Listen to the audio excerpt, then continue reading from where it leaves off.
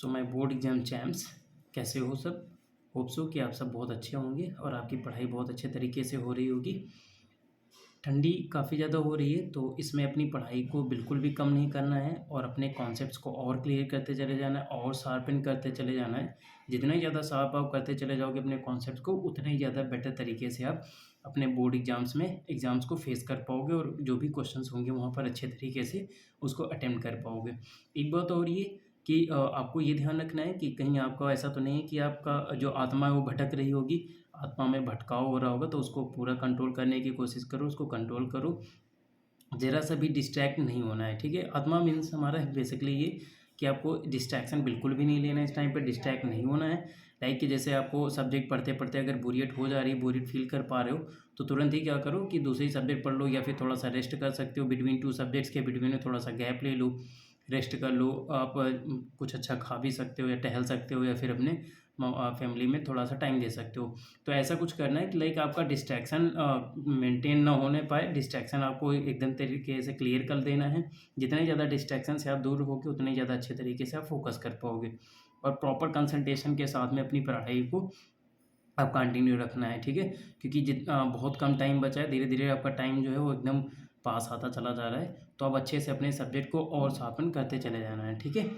सो हम लोग यहाँ से फिर से अपनी क्वेश्चन सीरीज़ को स्टार्ट कर ही रहे हैं, लगातार क्वेश्चंस करे जा रहे हैं। क्वेश्चन प्रैक्टिस जो कि हमारे लिए बहुत इंपॉर्टेंट होती है। क्वेश्चन जितने ज़्यादा होंगे उतने ही ज़्यादा अच्छे तरीके से हमारे कॉन्सेप्ट क्लियर हो जाएंगे। सो सेम पैटर्न को फॉलो करते हुए हमने यहाँ पर कुछ और क्वेश्चंस की एक सीरीज़ है जो यहाँ पर आज सॉल्व करेंगे हम लोग। ट्राई करते हैं कि इसमें फिर से हमें क्या करना है कि अपनी अप्रोच वही सेम तरीके से रखनी है। जो अप्रोच हम लोगों ने स्टार्ट करी थी उसी अप्रोच के साथ में यहाँ पर क्वेश्चन सॉल्व करेंगे, सो दैट आपको कंफर्टेबल होता चला जाएगा कि यही अप्रोच आपके पास है और यही एग्जाम में आपको जाके फॉलो भी करनी है, राइट। तो उसी सेम पैटर्न में हमें क्वेश्चन को सॉल्व करना। देखते हैं क्वेश्चन कैसे होंगे। तो आपको यहाँ पे क्वेश्चन को देखना है, तो एक तरीके से आपको क्वेश्चन को भी देखते चले जाओ और उसे देखो कि क्वेश्चन डिफरेंट सेशन में या डिफरेंट ईयर में किस तरीके से क्वेश्चन बोर्ड ने आस्क करे हैं, ठीक है। सो अभी एक फर्स्ट क्वेश्चन आपके सामने है। इसमें हम क्या करेंगे, पूरी अपनी अच्छी अप्रोच लगाएंगे, जो हम लोगों की अप्रोच रही है अब तक की उसी तरीके सेट करेंगे एंड प्रॉपर तरीके से इसको हम सॉल्व करने की कोशिश करेंगे, right. So let's start to solve first question of the series. तो अभी यहाँ पर हमारे पास जो दे रखा है क्वेश्चन वो ये है जो ये प्रीवियस ईयर में आया हुआ क्वेश्चन है, ठीक है। तो अब यहाँ पर हमारे पास जो ये क्वेश्चन है वो कितना दे रखा है, एक बार जस्ट अ मिनट, हाँ ठीक है। चलो क्वेश्चन स्टार्ट करते हैं। तो क्वेश्चन में यहाँ पे दे रखा था, in the given electrical circuit the values of the resistances are following। तो एक गिवन सर्किट है, यहाँ पर रेजिस्टेंस की वैल्यूज दे रखी हैं। ये आपके पास R1 दे रखा है, इसकी वैल्यू 10 ओम है। R2 एंड R3 ये दोनों इक्वल हैं 20 ओम के। R4 R5 R6 ये इक्वल हैं, ये 30 ओम के दे रखे हैं। सो यहाँ पे ये सर्किट गिवन है। Circuit is connected with the battery of 12 volts. Calculate the total resistance in the circuit and the total current through the battery.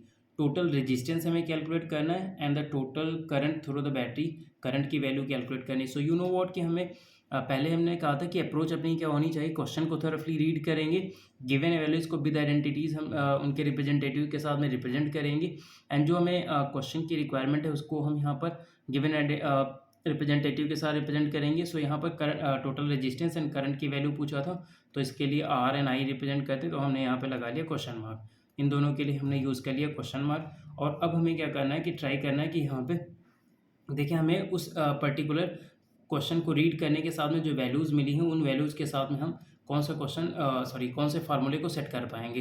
तो रेजिस्टेंस की वैल्यू हमें यहाँ पे चेकआउट करनी है, फाइंड आउट करनी, और एक हमें करंट की वैल्यू चाहिए। सो नाउ देखो, अब क्वेश्चन को सर्किट देखेंगे तो सर्किट में हमारे पास यहाँ R1 है।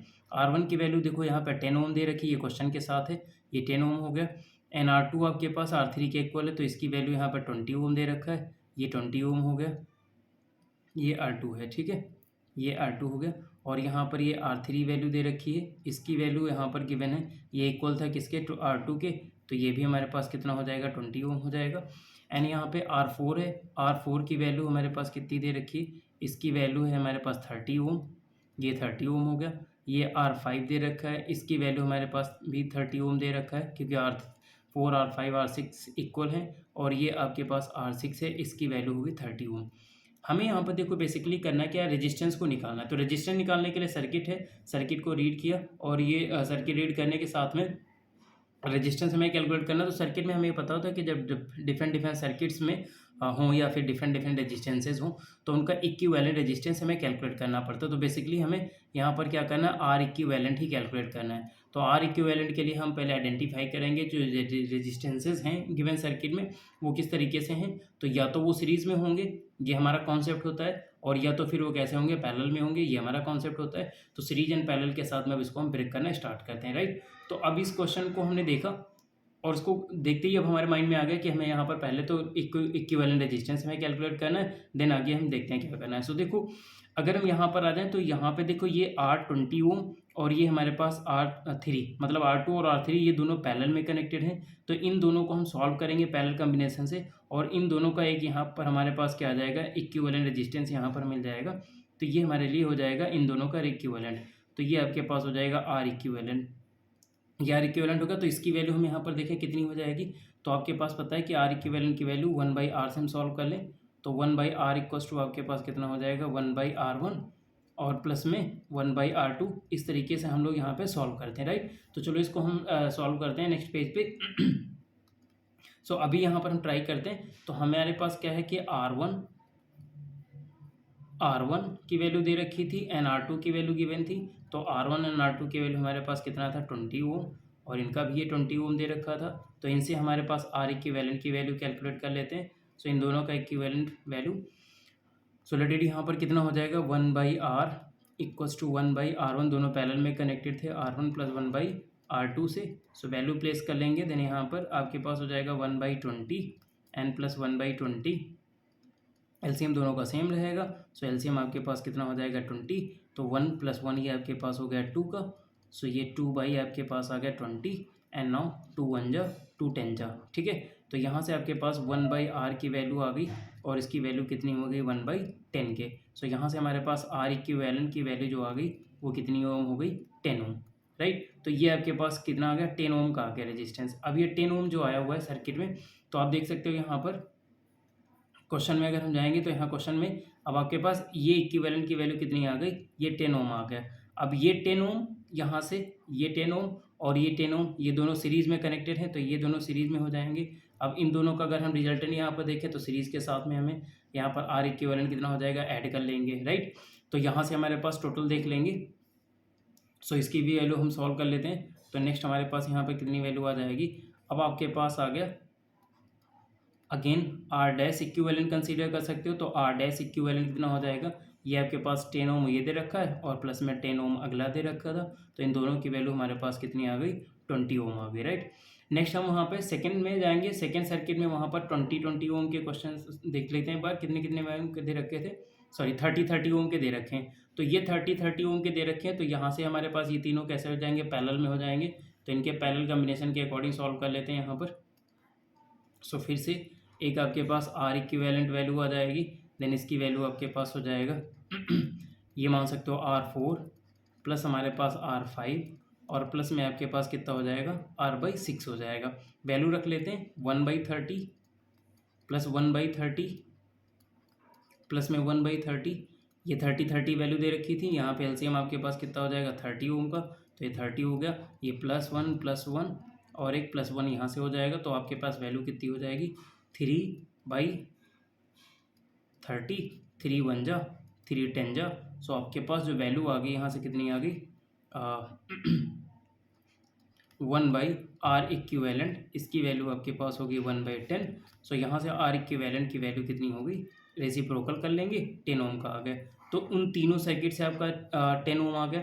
अब आपको पता है कि यहाँ पे जो ये सर्किट के साथ फिर हम चलेंगे सॉल्व करेंगे तो यहाँ पर देखो नाउ हेयर अब आपको थोड़ा सा एक आइडिया लगाना है अपने माइंड में, अपने कॉन्सेप्ट पे ही फिर से रहना है। तो जब कॉन्सेप्ट पे फोकस रहोगे तो आपको ज़रा से भी कन्फ्यूजन होगी नहीं, इजीली क्वेश्चन हो जाएगा। अब देखो यहाँ से ये सर्किट ये रेजिस्टेंस और ये रेजिस्टेंस का आपने इक्विवेलेंट निकाला तो ये 10 ओम हो गया। फिर यहाँ पे ये रेजिस्टेंस और ये इक्विवेलेंट ये दोनों सीरीज़ में हैं, इन दोनों का रिजल्टेंट आपने निकाला कितना आ गया 20 ओम का आ गया, ठीक है। यहाँ से आपने देखा ये रेजिस्टेंस और ये रेजिस्टेंस पैरेलल में थे, तो इन तीनों का हमारे पास कितना आ गया 10 ओम आ गया यहाँ से। अब देखो यहाँ से 20 ओम और यहाँ से 10 ओम फर्दर किस में हो जाएंगे, सीरीज में हो जाएंगे। तो टोटल जो हमारे पास R आ जाएगा, तो R की वैल्यू कितनी आ जाएगी, वो आपके पास यहाँ से 10 यहाँ का ऐड कर लेंगे तो कितना आ जाएगा 20 ओम, ये आंसर हो जाएगा, ठीक है। तो अब आपके पास फाइनल जो रेजिस्टेंस आ जाएगा कितना हो जाएगा 20 ओम का, राइट। तो यहाँ से आपके पास वैल्यू अगर हम लिखेंगे तो कितना हो जाएगा आर टोटल। तो आर टोटल की वैल्यू आपके पास कितनी हो जाएगी, ये 10 ओम और प्लस का 20 ओम, सॉरी ये 20 ओम दे रखा था ना, ठीक है हाँ, तो 30 ओम हो जाएगा। तो ये आपके पास कितना हो जाएगा 30 ओम। तो यहाँ से इसकी वैल्यू कितनी हो जाएगी ये हम देख लेंगे, यहाँ पर इसकी वैल्यू ये 30 ओम हो गई। तो ये हम यहाँ पर ले लेंगे, ये 30 ओम हो गया, राइट। अब 30 ओम हो गया तो हमें यहाँ पर टोटल रेजिस्टेंस कैलकुलेट करना था, टोटल रेजिस्टेंस हमने कैलकुलेट कर लिया। अब current through the battery, battery कितने दे रखी, ये 12 वोल्ट की यहाँ पर बैटरी कनेक्टेड है, तो करंट हमें यहाँ पे कैलकुलेट करना है। सो करंट की वैल्यू आपको पता है कितनी होती है फार्मूले के अकॉर्डिंग, तो ओम्स लॉ यूज़ करेंगे। V इक्वल्स टू आपके पास कितना होता है IR के होता है, तो यहाँ से I की वैल्यू हम ले लेंगे, ये आपके पास V/R हो जाएगा। एंड V वोल्ट आपके पास कितना है 12 वोल्ट। एंड आपने करंट सॉरी जो रेजिस्टेंस टोटल आया वो कितना आया है हमारे पास 30, तो 6 2 जा 12, 6 5 जा 30 होता है। और यहाँ से कितना हो जाएगा, ये आपके पास आ गया 2/5।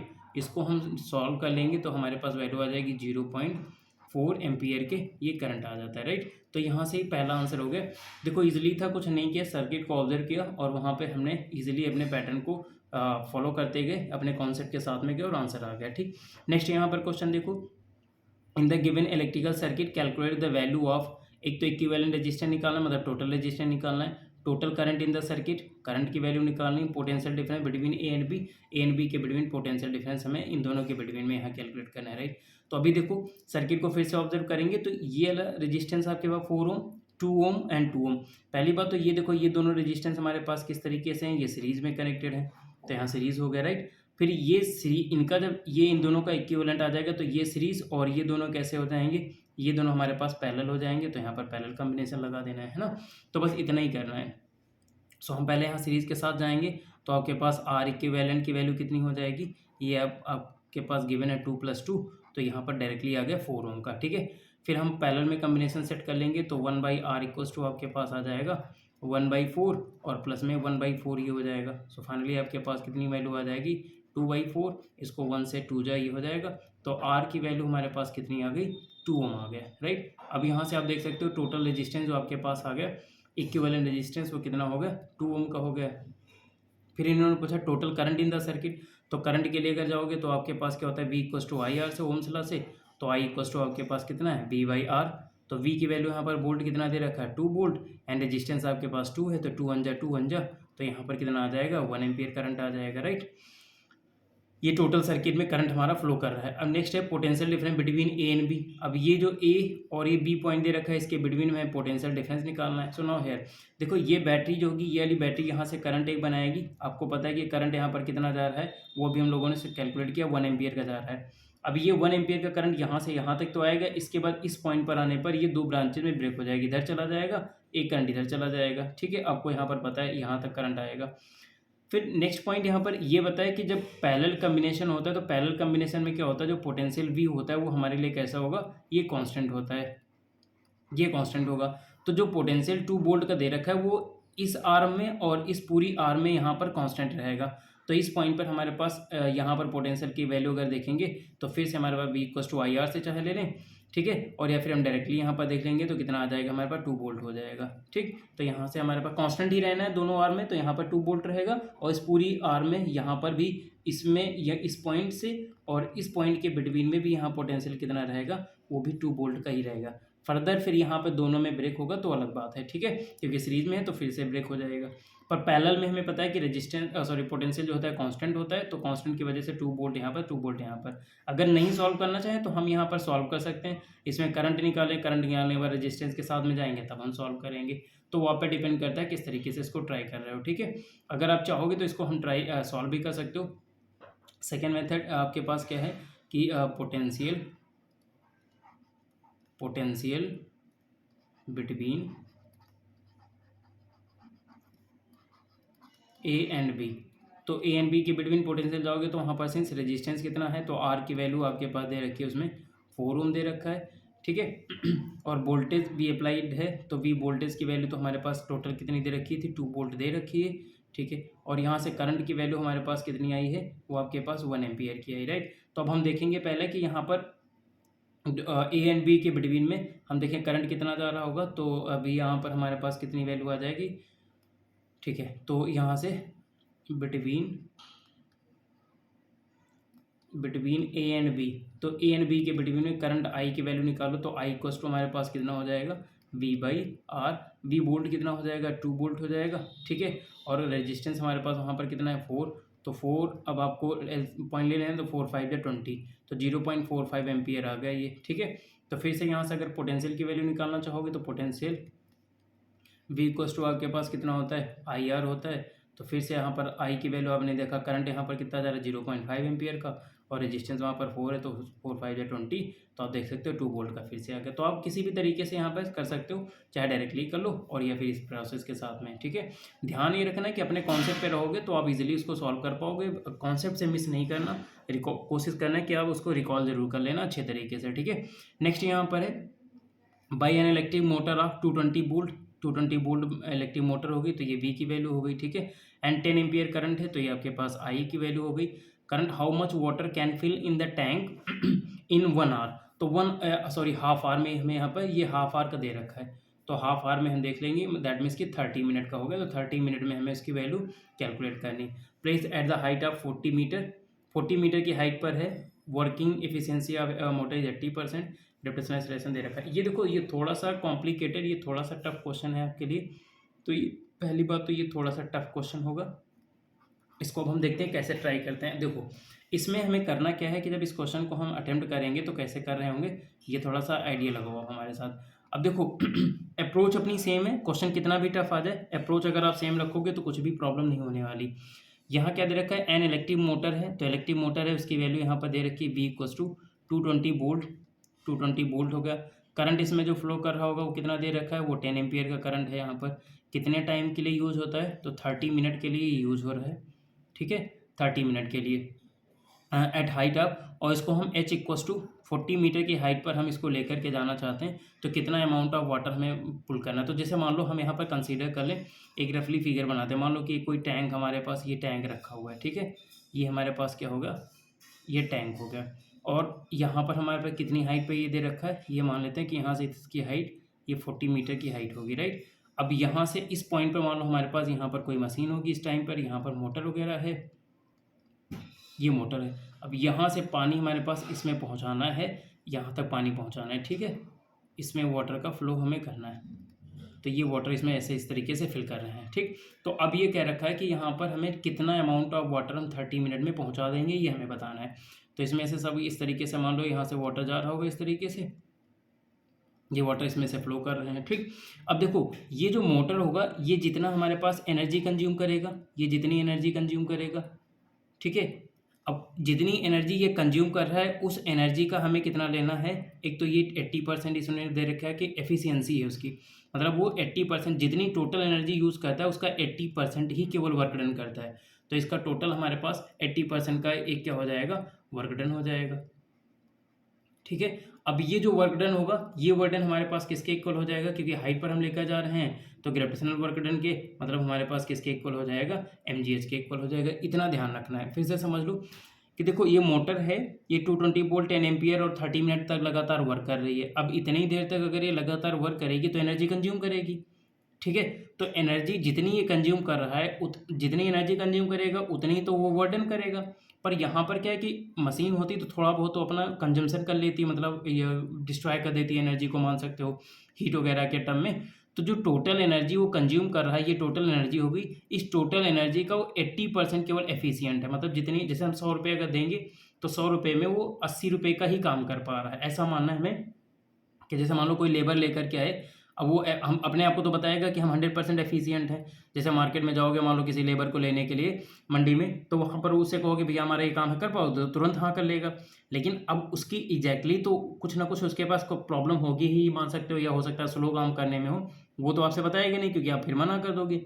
उसको आप लेकर के चले आए। अब उस लेबर को खुद में पता है कि अगर उसको 100 रुपये दिए जाएंगे तो 80 रुपये का वो काम करता है, 20 रुपये का काम वो बैठ करके निपटा देता है, टाइम निपटा देगा, ठीक है। तो वही सेम यहाँ पर है कि जितना आप दे रहे हो, मान लो 100 रुपये आपने दिए, तो 100 रुपये का काम कर रहा है वो 80 रुपये का काम कर रहा है वो।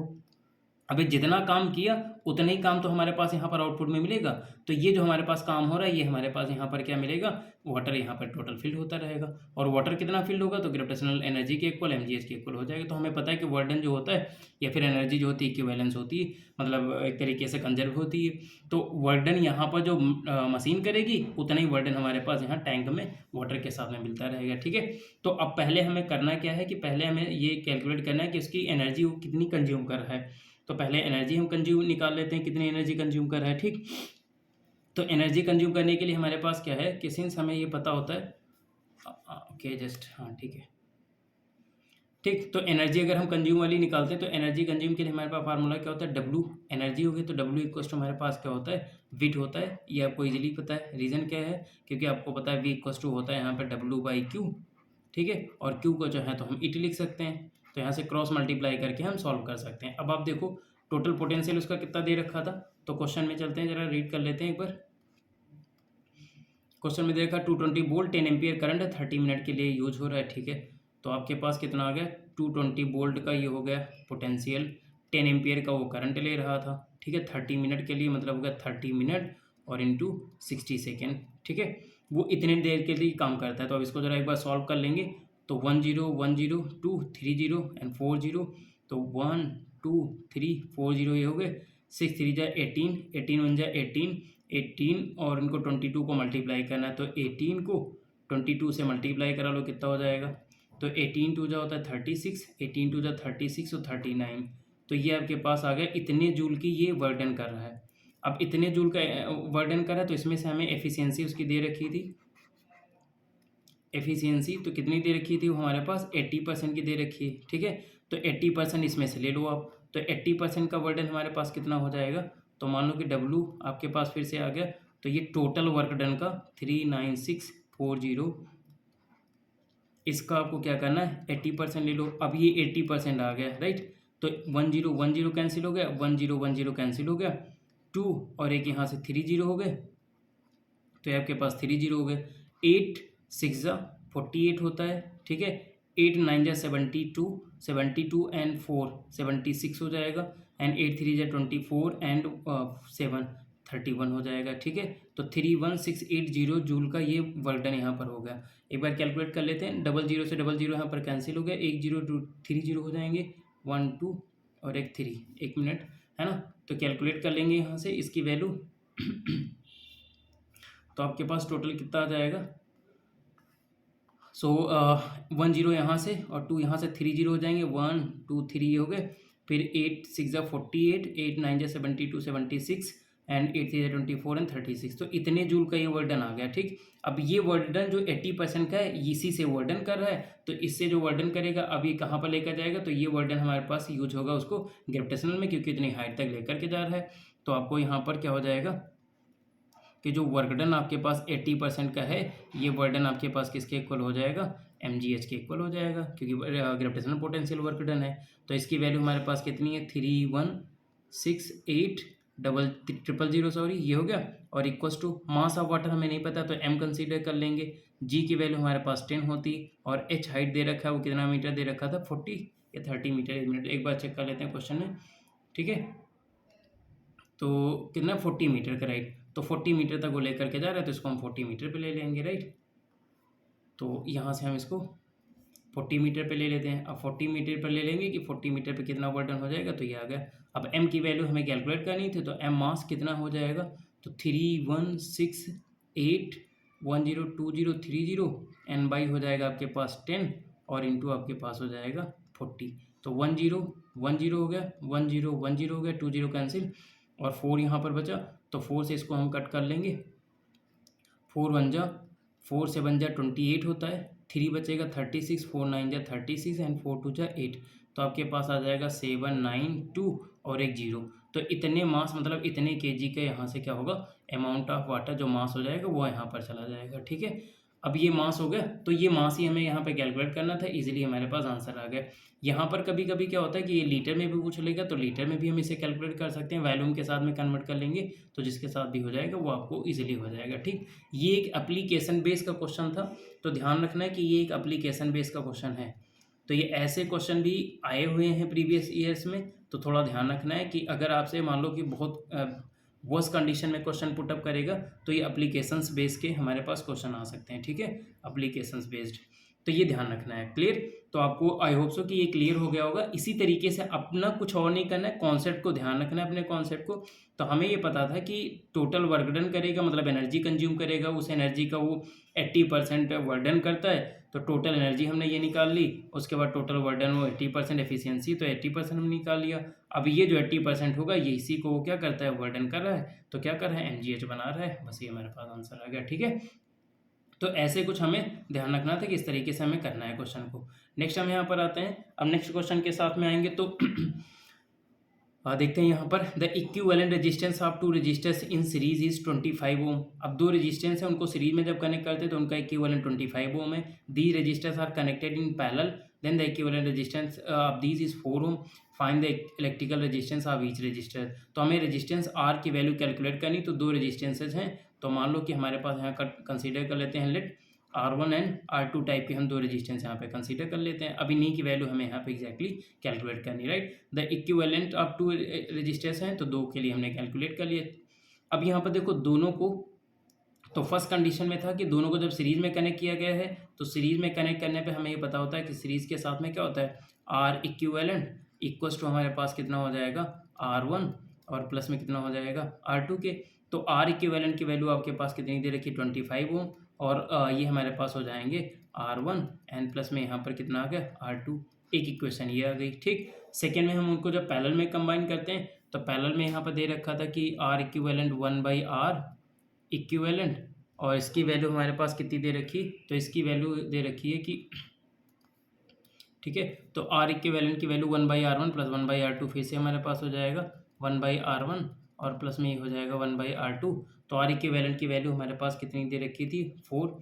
तो हम यहाँ से ले सकते हैं 1/4 इक्वस टू हो जाएगा 1/R1 और प्लस में हो जाएगा 1/R2 के। इसको हम इक्वेशन 2 ले लेते हैं। अब इक्वेशन 1 और इक्वेशन 2 को ही हमें यहाँ पे सॉल्व करना है, ठीक है। तो एक बार हम क्या करते हैं, इक्वेशन 2 को थोड़ा सा सिंप्लीफाई कर लें, तो वहाँ पे सिंप्लीफाई करेंगे तो हमारे पास कितना आ जाएगा, 1/4 इक्वस टू, अगर वहाँ से एलसीएम ले लेंगे तो आपके पास R2 प्लस R1 आ जाएगा एंड डिवाइडेड बाई आपके पास हो जाएगा R1 R2 के। यहाँ से अगर हम रेसिप्रोकल कर लेंगे तो 4 इक्वस टू आपके पास आ जाएगा R1 R2 एंड बाई हमारे पास हो जाएगा R1 प्लस R2 के। अब इसको हम इक्वेशन यहाँ पर 3 कंसीडर कर लेंगे।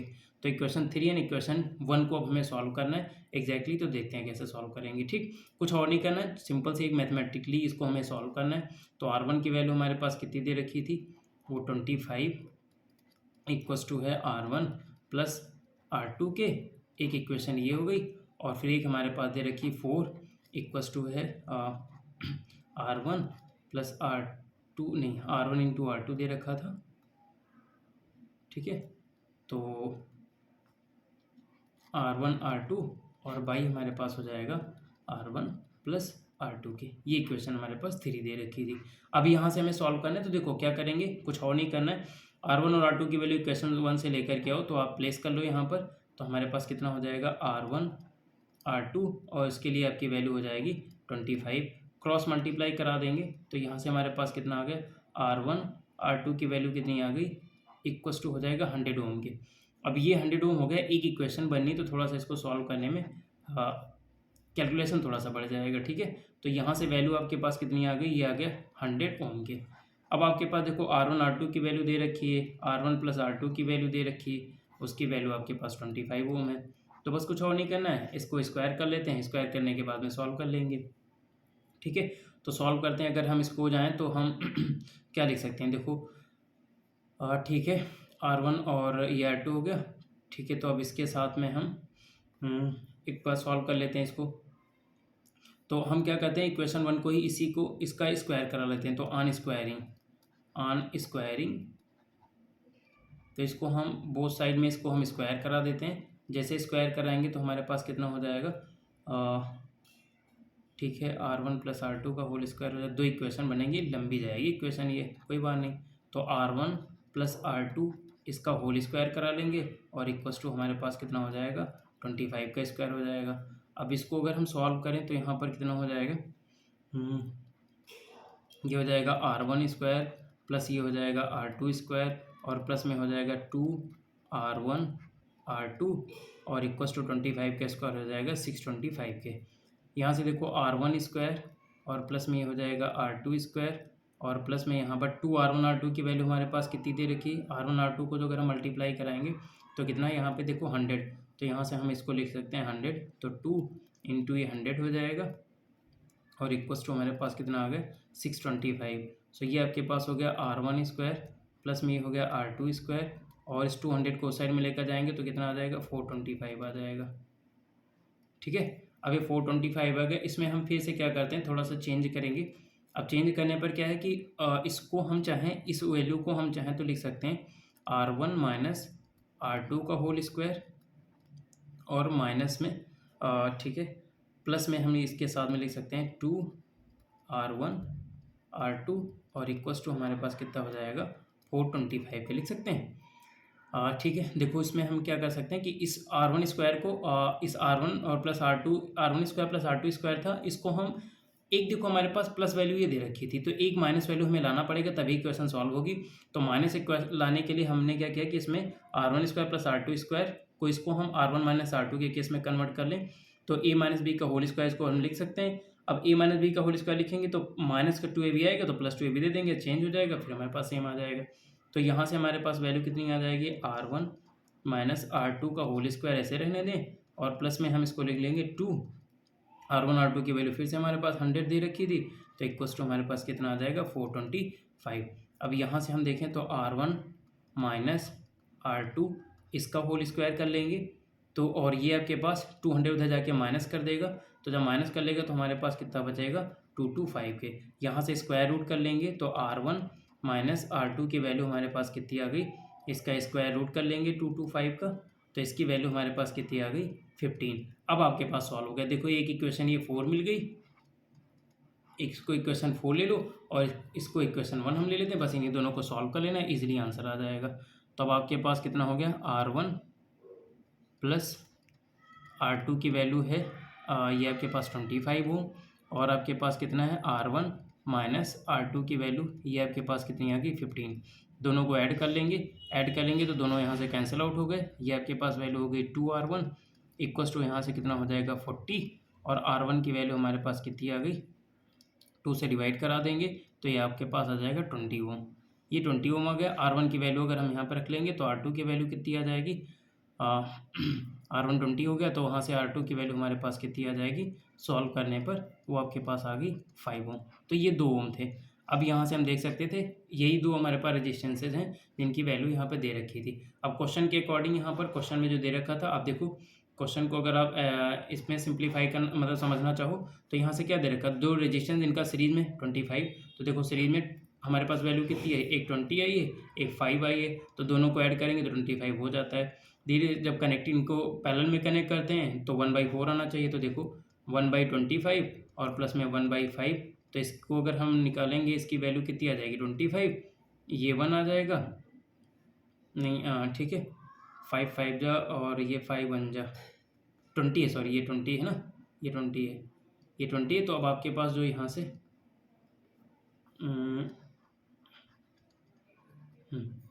तो इसके लिए अब यहाँ से जब आप सॉल्व करोगे तो 20 एंड 5 का आपके पास एलसीएम जो हो जाएगा कितना हो जाएगा 100 आ जाएगा। तो 100 ले लेते हैं तो आपके पास कितना आ गया, ये 100 हो गया एलसीएम का। अब 100 अगर लेंगे तो 25 जा ये 5 हो गया। एक बार इसको इरेज कर देते हैं, ठीक है। देखो फिर से देख लो, अच्छे से समझ लो ताकि ये क्वेश्चन अब इससे टफ तो बिल्कुल भी नहीं आने वाले। तो यहाँ से हमारे पास कितना हो गया 20 और ये 5 था ही तो इनका एलसीएम हमारे पास हो जाएगा 100 का 20 तो 5 1 हो गया और ये 20 हो गया।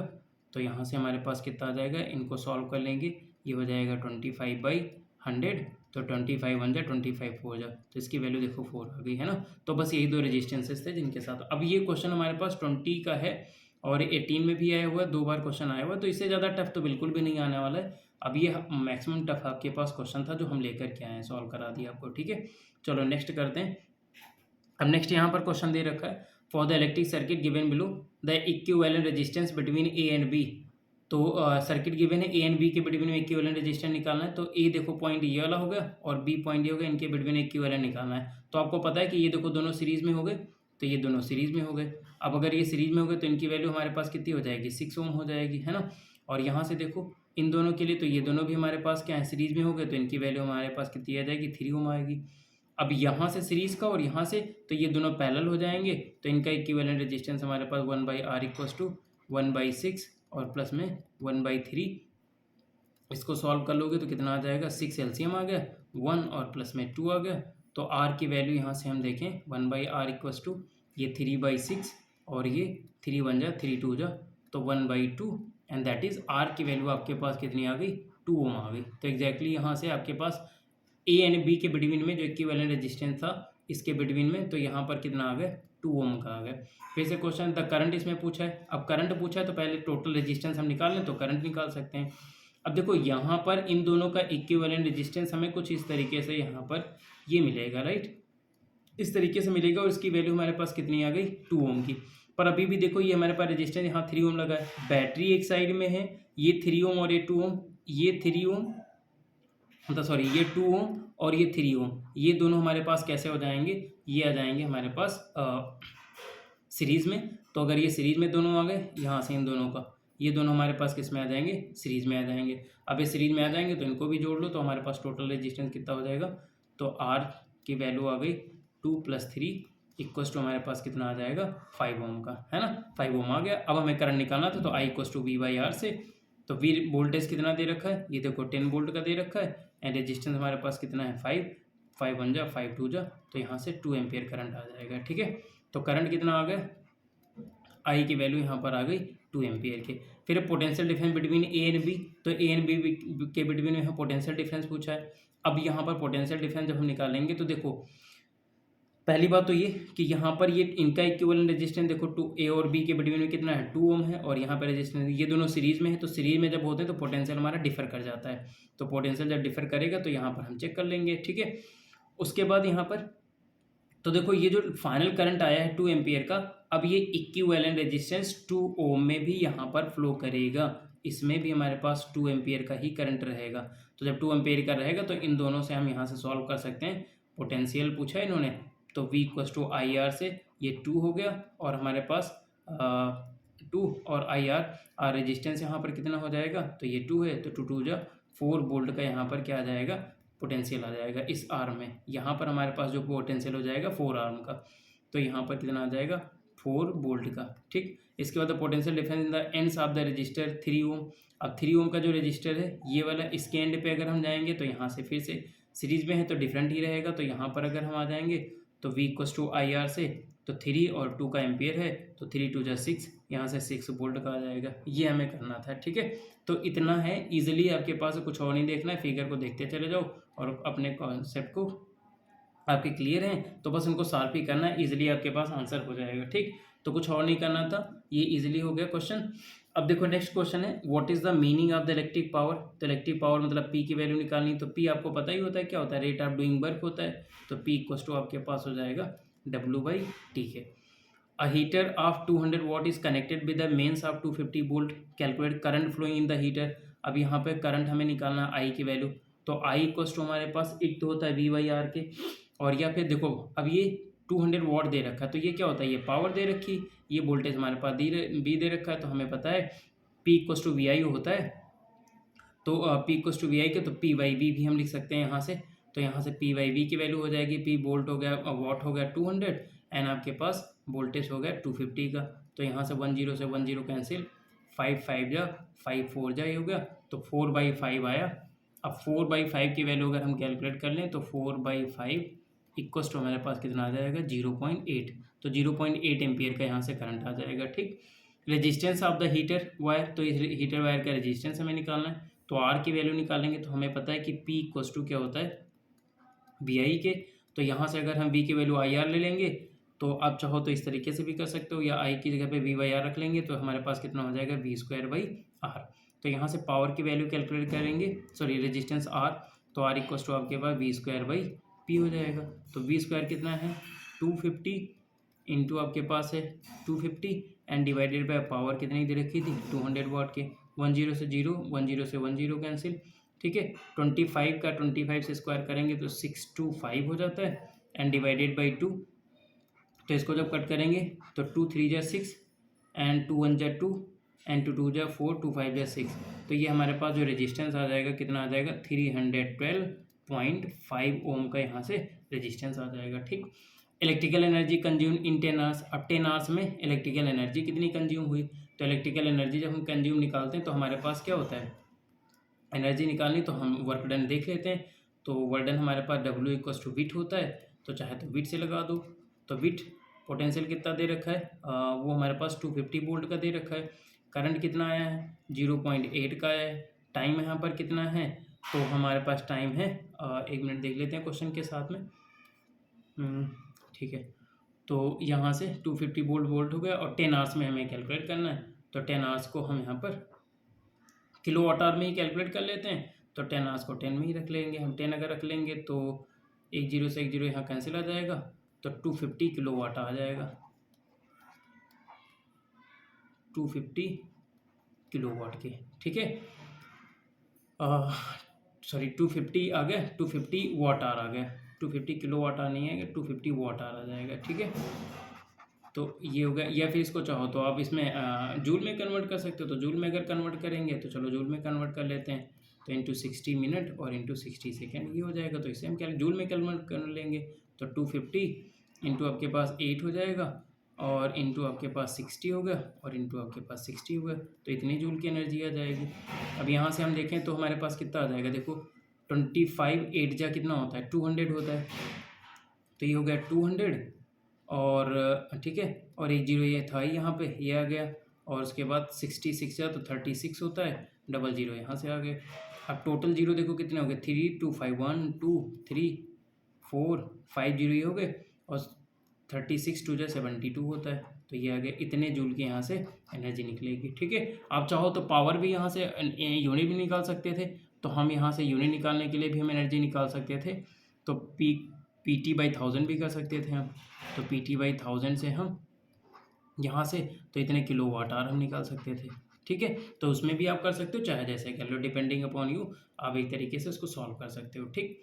नेक्स्ट हमारे पास क्वेश्चन है, एक्सप्लेन द फॉलोइंग क्वेश्चन। अब ये देखो NCERT का क्वेश्चन है, ऐसे क्वेश्चन आते हैं, ये ध्यान रखना है कि ये NCERT का है, तो NCERT में देखो क्वेश्चन जो आते हैं वो कैसे लॉजिकल बेस के होते हैं, ठीक।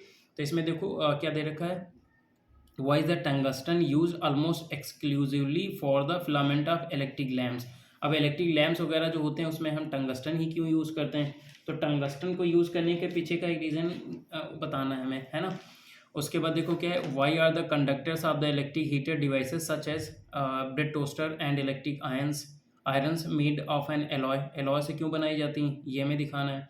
Y is the series arrangement is not use for the domestic circuit, ये आपको बताना है। How does the resistance of a wire vary with its area cross section के, and why are copper aluminium wires usually employed for electricity transmission के लिए हम aluminium and copper wire ही क्यों use करते हैं, तो ये हमें बताना। अब देखो जैसे अगर हम पहले डी पे आएँ, how does resistance of a wire vary with its area, तो हमें पता है कि R इक्वस टू क्या होता है, रो L बाई ए होता है, तो रो L बाई ए के, ए क्रॉस सेक्शन एरिया हो गया, तो देखो R क्या है यहाँ पर इन्वर्सली प्रोपोर्शनल होता है एरिया के। अब आप क्लियरली बता सकते हो कि अगर एरिया बढ़ेगा तो रेजिस्टेंस आपका कम होगा, तो आपके साथ में ये डिपेंडेंस हो गई। नेक्स्ट है यहाँ पर wire copper and aluminium wires usually employed for the electricity.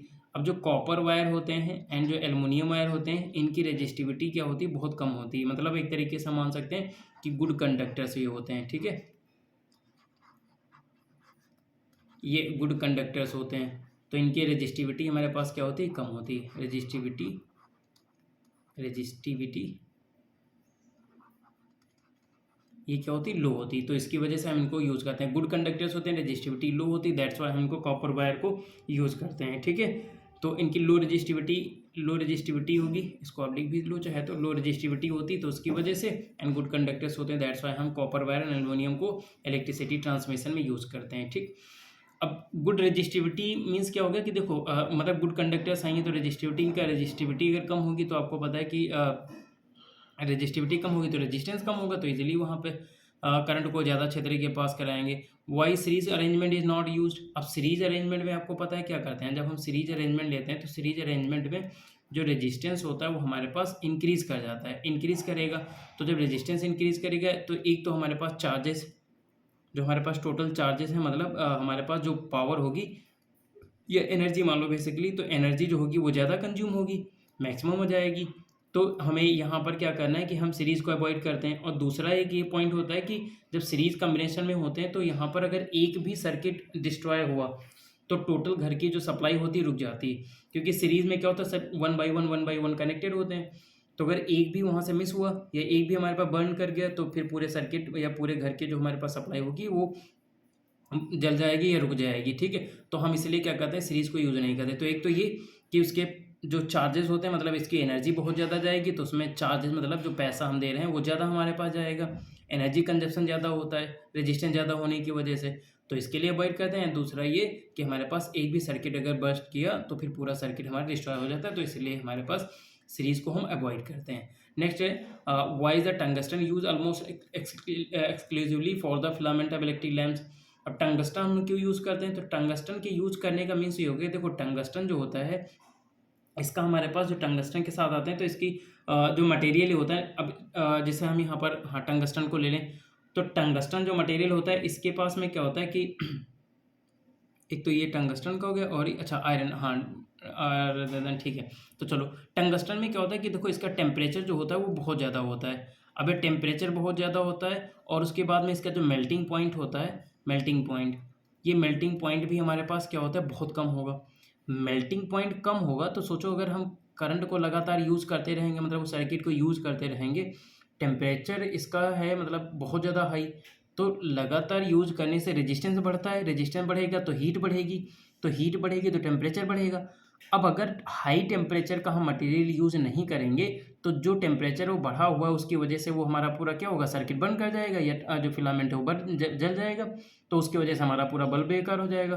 तो हम लोग क्या करते हैं कि कोई ऐसा मटेरियल यूज़ करते हैं जिसका मेल्टिंग पॉइंट हाई हो और टेम्परेचर भी हमारा ज़्यादा होना चाहिए, सो दैट वो जो टेम्परेचर वहाँ से प्रोड्यूस हो रहा है उसकी वजह से उस पर इफेक्ट ना आए। तो दैट्स वाई हम उसको फिलामेंट को एज अ टंगस्टन यूज़ करते हैं। टंगस्टन हो गया, नाइक्रोम, हम जैसे हीटर वगैरह में नाइक्रोम यूज़ करते हैं, वहाँ पर भी यही रीज़न है। Why are the conductors of electric heating devices such as bread toaster and electric irons made of alloy rather than the pure metal.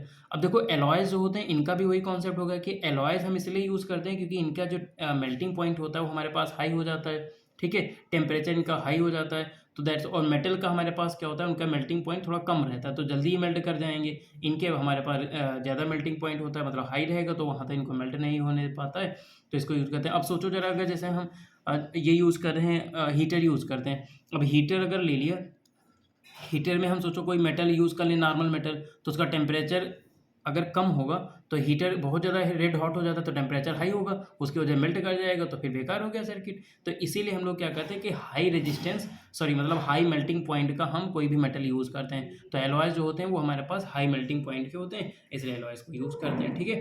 तो ये हमारे पास एक क्वेश्चन हो गया। नेक्स्ट हम यहाँ पर ट्राई कर लेते हैं। तो यहाँ पर अ bulb is rated 60 what 220 volt, how much, ये हाउ लिखा हुआ है, how much current will flow through on connecting with 220 volt. अब 220 वोल्ट से कनेक्ट करेंगे तो इसमें मेन सप्लाई से करंट कितना जाएगा, तो ये हमें पता है कि पावर से होती है, ये वी हो गया, ठीक है, वोल्टेज। तो हमें यहाँ पर करंट की वैल्यू निकालनी, तो आई इक्वस टू कितना होता है, पी बाई वी होता है, हमें पता है क्योंकि पी इक्वस टू वी आई के, ये यूज़ कर लेते हैं, है ना। तो यहाँ से करंट की वैल्यू अगर हम निकालेंगे तो पावर आपके पास कितनी आ गई, 60 वाट, एंड वोल्टेज आपके पास कितना है, 220 वोल्ट है, कट कर लो। तो यहाँ से 3 2 जा हो गया, 11 2 जा, तो यहाँ से हमारे पास कितना आ गया, 3/11 एम्पियर का ये करंट आ गया। नेक्स्ट है कि calculate the producing heat in 5 minute. अब 5 मिनट में हीट कितनी प्रोड्यूस कर लेगा ये, तो जब हीट हम प्रोड्यूस यहाँ पर लिखते हैं तो हीट मतलब एक एनर्जी होती है, तो कितना हो गया, ये विट हम कर लेंगे। तो विट के साथ अगर इसको कैलकुलेट करेंगे कितना हो जाएगा, तो विट आपके पास 220 वोल्ट ये हो गया, एंड करंट यहाँ पर कितना है, इसकी वैल्यू हमने 3/11 भी कैलकुलेट करी, और कितने मिनट के लिए, 5 मिनट के लिए, तो इसको सेकंड में कन्वर्ट कर लेंगे, 5 मिनट इंटू 60 सेकेंड, 11 1 जा, 11 2 जा, ये 20 हो गया।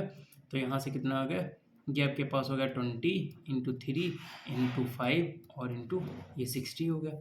अब सॉल्व कर लो इसको, तो देखो 23 जा 60, 65 जा कितना हो गया 300, 300 6 जा 1800, चाहे ऐसे मान लो। अब देखो 2 ले लो, 2 3 जा 6, 6 5 जा 30, 30 6 जा 180, तो 180 ये हो गया, 1 0 यहाँ से, 1 0 यहाँ से, 2 0 ये आ गया।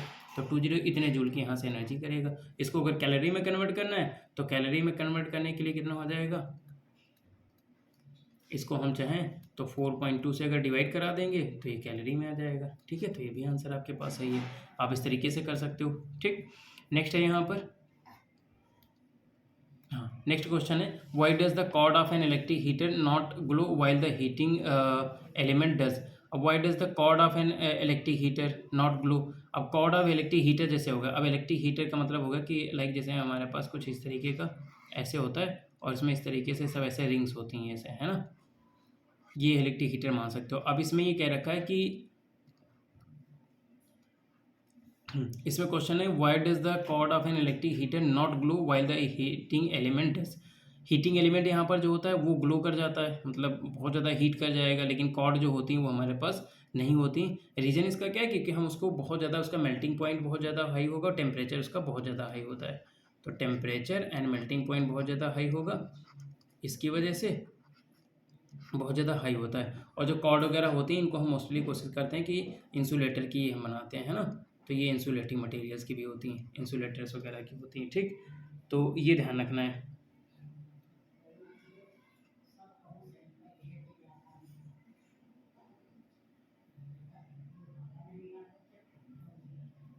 ठीक, तो ये हो गया। फिर इसके बाद है compute the heat generated while the transferring 96,000 coulomb charge of in 1 hour through a potential difference of 50 volt. अब देखो यहाँ पर हमें हीट को जनरेट करना है कि हीट कितनी जनरेट करेगा वाइल ट्रांसफरिंग इतने कूलम चार्ज का। तो चार्ज क्यू की वैल्यू यहाँ पर कितना है 96,000 हो गया। इतने कूलम का चार्ज जब हम पास करते हैं इन 1 आवर, तो टी इक्वल्स टू हमारे पास कितना दे रखा है 1 आवर दे रखा है। तो यहाँ पर हमसे पूछा है कि पोटेंशियल डिफरेंस V की वैल्यू भी हमारे पास है 50 वोल्ट की, तो हमसे पूछा है कि कितनी हीट यहाँ पर जनरेट करेगा, तो हीट की वैल्यू हमें कैलकुलेट करनी। अब हीट की वैल्यू अगर हम कैलकुलेट करने के लिए जाएंगे तो हम देखो कैसे कैलकुलेट कर सकते हैं, कई तरीके हैं इसको हीट को कैलकुलेट करने के। ठीक है, अगर हम हीट जनरली हमारे पास क्या होती है एनर्जी होती है, तो हम वर्डन ही ले लें, तो W इक्वल्स टू हमारे पास क्या होता है VQ होता है। ठीक है, तो Q हमारे पास चार्ज हो गया, तो अब इसके साथ में डायरेक्टली हम यहाँ पे सॉल्व कर सकते हैं। तो डायरेक्टली अगर इसको हम सॉल्व करेंगे तो डायरेक्टली आपके पास 50 वोल्ट ये होगा और यहाँ पर कितना हो गया 96,000 का ये आपके पास चार्ज हो गया। तो यहाँ से हम इसको डायरेक्टली सॉल्व कर सकते हैं। ठीक है, तो इसको सॉल्व कर लेंगे, कितने आ जाएंगे 3 2 4 0 हो गए, 1 2 3 4 0 हो गए, 5 6 जा 30, 5 9 जा 45 एंड 48। ठीक है, तो ये आपके पास इतने जूल की हीट डायरेक्टली आ गई। आप इसको जो इजीली सॉल्व कर सकते हो। अगर इसको हम कैलोरी में कन्वर्ट करना चाहेंगे तो कैलोरी में कन्वर्ट करने के लिए इसको हम डिवाइड करा देंगे 4.2 से। ठीक, तो ये आपके पास थे, इसको सॉल्व कर लेंगे। ठीक है, अब हमारे पास ये कुछ क्वेश्चन थे जो हमने सॉल्व कर लिए हैं और आपको आई होप सो कि आपको क्लियर हो गए होंगे। ठीक, तो इतना था, हमें बस और कुछ और नहीं करना है कि अपनी प्रैक्टिस को अच्छे तरीके से प्रैक्टिस आप करते जाओ। ठीक है, अपनी प्रैक्टिस को आप जितना हो सके उतना मैक्सिमाइज करते जाओ, मैक्सिमम आप प्रैक्टिस करो। ठीक है, मैं क्वेश्चन की सीरीज़ आपके पास क्वेश्चंस करवा ही रहा हूँ, तो आपने क्वेश्चन देखे होंगे। ये आपके पास बेस्ट क्वेश्चन हैं, बेस्ट थे जो मैंने यहाँ पर सॉल्यूशन करवा रखे हैं। ठीक है, सॉल्व करवा दिया मैंने। ठीक, तो आप क्या करो कि इस तरीके से आप पूरा अच्छे तरीके से समझते रहो क्वेश्चन को और अपने आप को बूस्ट करते रहो, अपने नॉलेज को बूस्ट करते रहो। So I hope so you have enjoyed a lot. ठीक है, आपने पूरी क्लास को एंजॉय करा होगा।